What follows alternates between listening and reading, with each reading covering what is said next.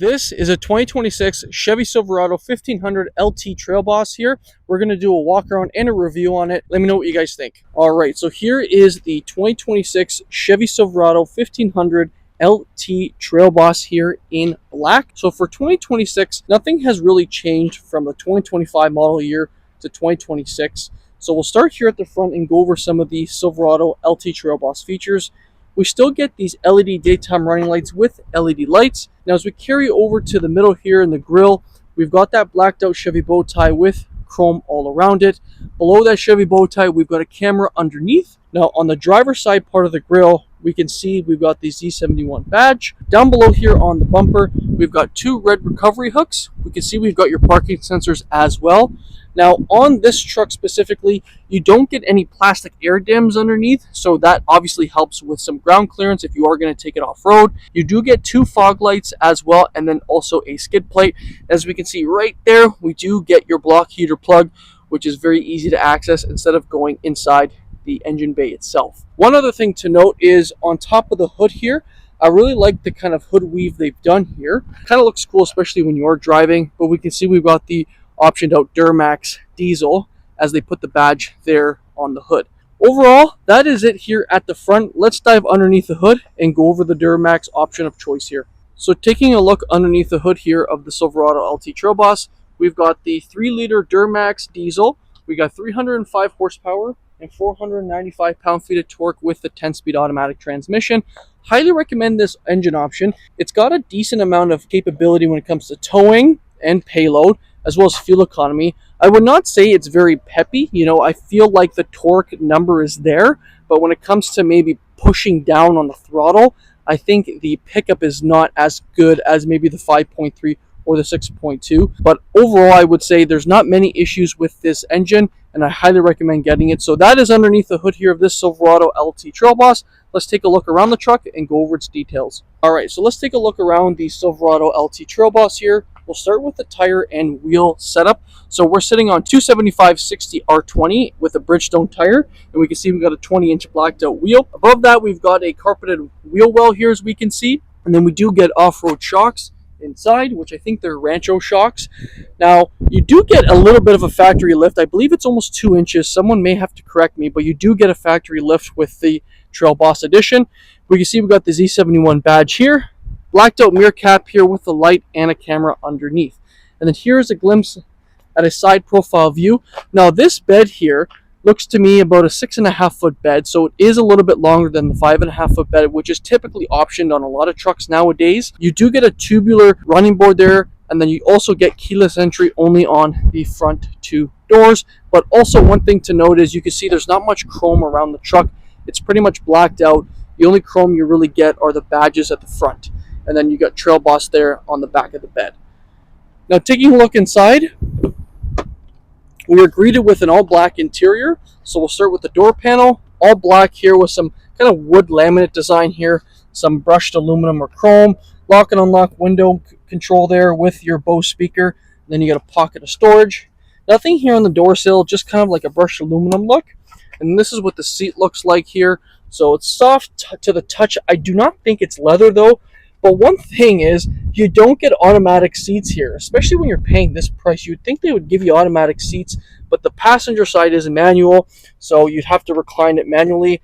Over here on the dash, you get an upper glove box area, so you can lift that up and get a little bit more storage. And then that kind of wood laminate trim carries throughout. You got a lower glove box area, more storage in here, and then at the top, it's kind of like a hard touch here, soft touch all the way throughout here. You've got handles to get in on both sides. Overall, you can see it's definitely not as luxurious, obviously, as maybe like a ZR2 or a High Country, but that is really it inside the front here. This is what the back looks like. So same type of design and material, soft touch here, wood laminate trim. You got your window control here, speaker here, and then cubby down here. Nothing here on the door sill. And then this is what that seat looks like. So I would say it's pretty soft, but like I said, I don't think it's leather. You can lift these up and you get a little bit of more storage inside this pocket here, but not too much. You still get a pocket inside here to store things if needed. And then inside over here, you've got cup holders, 2 vents, a USB and USB-C, and then this here will come down also if passengers want more cup holders or armrests. You do get an indent here for taller passengers, and this one does have a sunroof. You do also get handles to get inside, which is nice. But I will show you guys how I will step in here about someone who's about 5'10", 5'11". All right, so I'm going to show you guys how I would hop in here. The running board's going to help you a lot, plus this handle. But getting inside, very easy.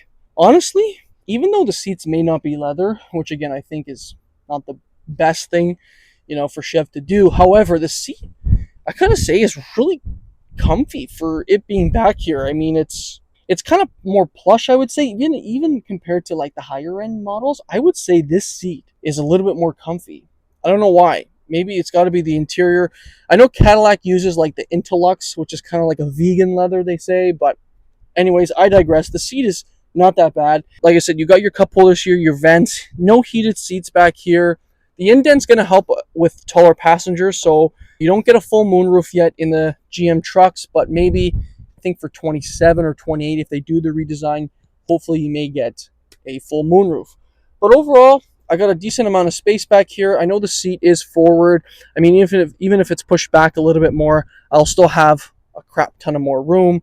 But honestly, it's not that bad. I think it's decently comfortable. I think these seats are comfier than I would say even the high country seats. Someone can correct me if I'm wrong, but I know they're using a different material. And then to get out, you've got your tubular running board here and then the steps. So these both combined are going to help you get out. So not that bad to get in and out of. All right, so we'll shut the door here.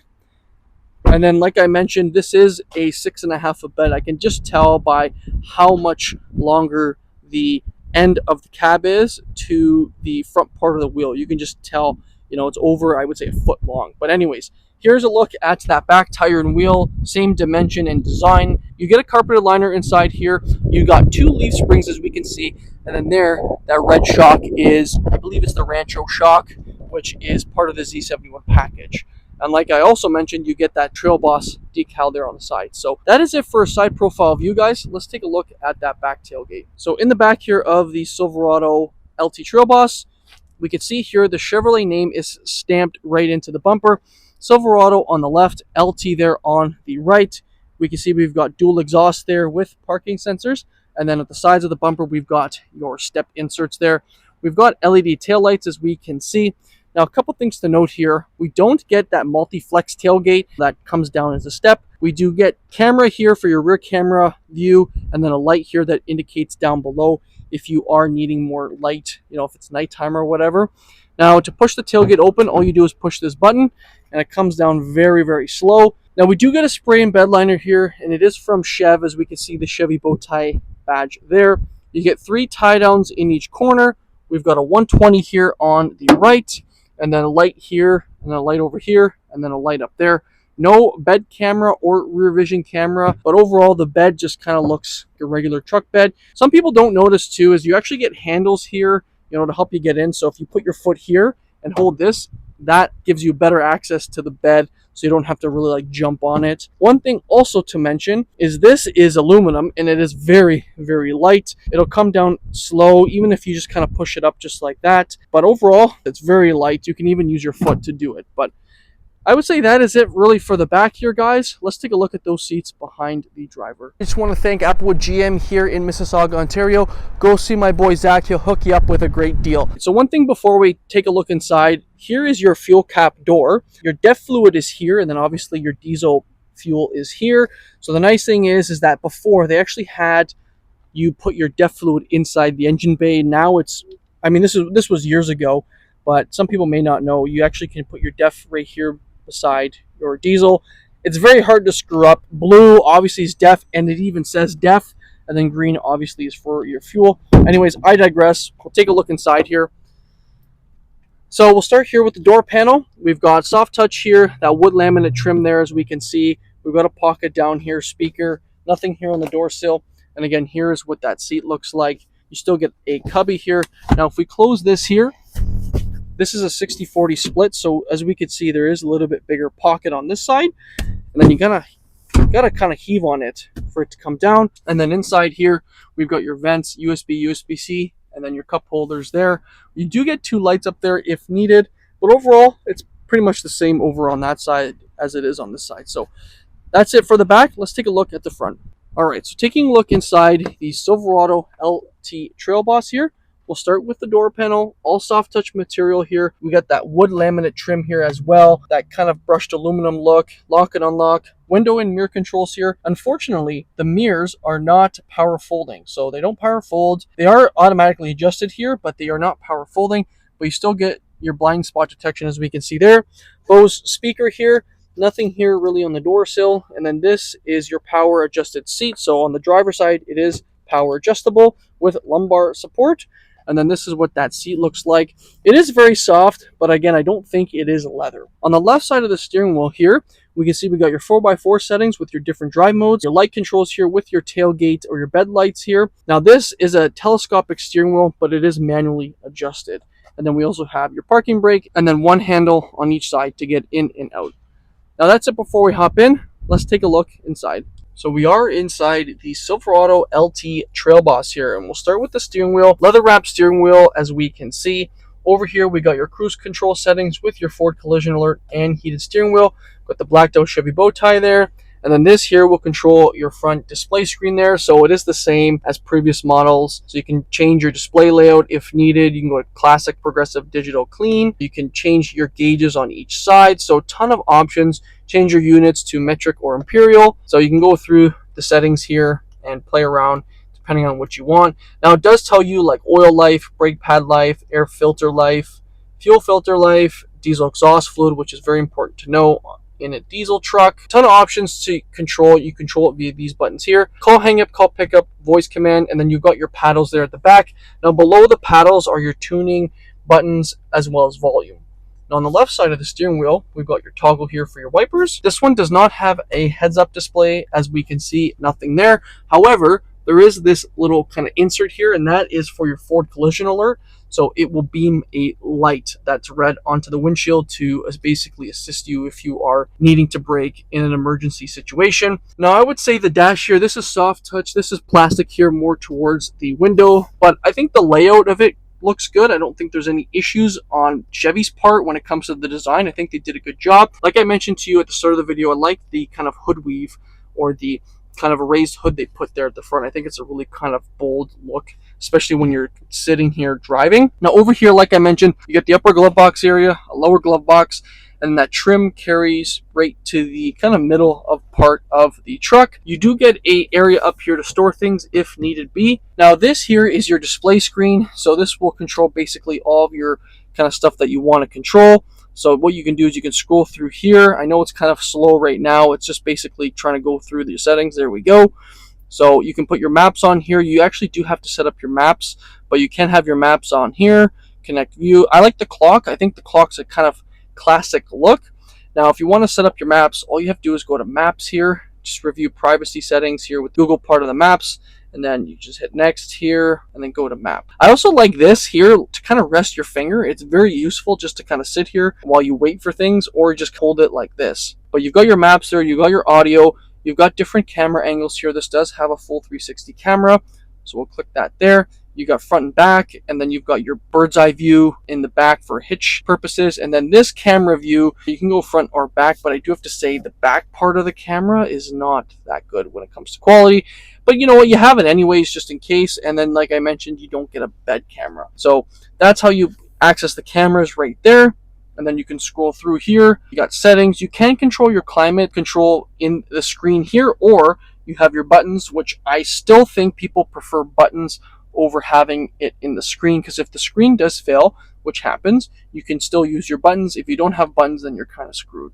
So you got your home button there, or a home button here. It's got LTE Wi-Fi if needed. You can pay for that via OnStar, but it's very intuitive and it works well. Down below the screen here, we can see we've got some buttons. Lane keeping assist button, parking sensors, auto stop start, tailgate release to go down, hazards, traction control, hill descent control, and then this will actually put all your windows down. So that's really nice to have, especially on a hot day. Unfortunately, they actually don't go all the way up. You actually have to manually do it with these buttons over here. But you know what? I'll take that button just in case anyways. Push button start is over here on the left. You get your trailer brake controller. And like I mentioned, here is your dual zone climate. So you got your buttons. We only have heated seats, but it's nice to have both climate control features there. You get a USB-C over on the passenger side of things.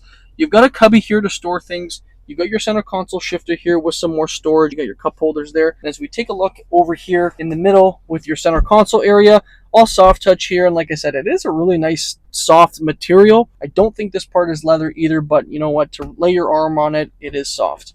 So we'll open that up. And then we've got a pocket here, which we can take out. We got more plugs, USB, USB-C, and then here's your 120. And this is your light. You also get your wireless charging pad for your phone, if applicable. And then up here, this is where your rear camera mirror would be if you option it out. OnStar here, and then this here is for your sunroof, which we can open just like that. And then your garage door openers are here with your sun visors. So overall, I gotta say, I think from a Chev design view, I think they did a good job kind of laying out where the screens are. I don't think there's too many screens going on, where maybe in the GMC, like I know the GMC Yukon, the screen here is massive. So I like the way the screens are laid out. I think from a quality and interior kind of aesthetic point of view, I think there could have been things a little bit more appealing or a little bit more luxurious, especially having no automatic seats on the passenger side. I think that was a dumb play on Chev, but let's go outside and talk about price. So let's talk price. 2026 Chevy Silverado 1500 LT Trail Boss here in black. We're sitting at $88,056 Canadian. Let me know what you guys think about this truck in the comments down below. Curious to know what your thoughts are, because personally, I do agree in a sense where these trucks are still very expensive. And I find when it comes to some of the options that are being put in the trims, they're not justifying the price in a way. So let me know what you guys think about it in the comments, and we'll see you in the next video. Cheers.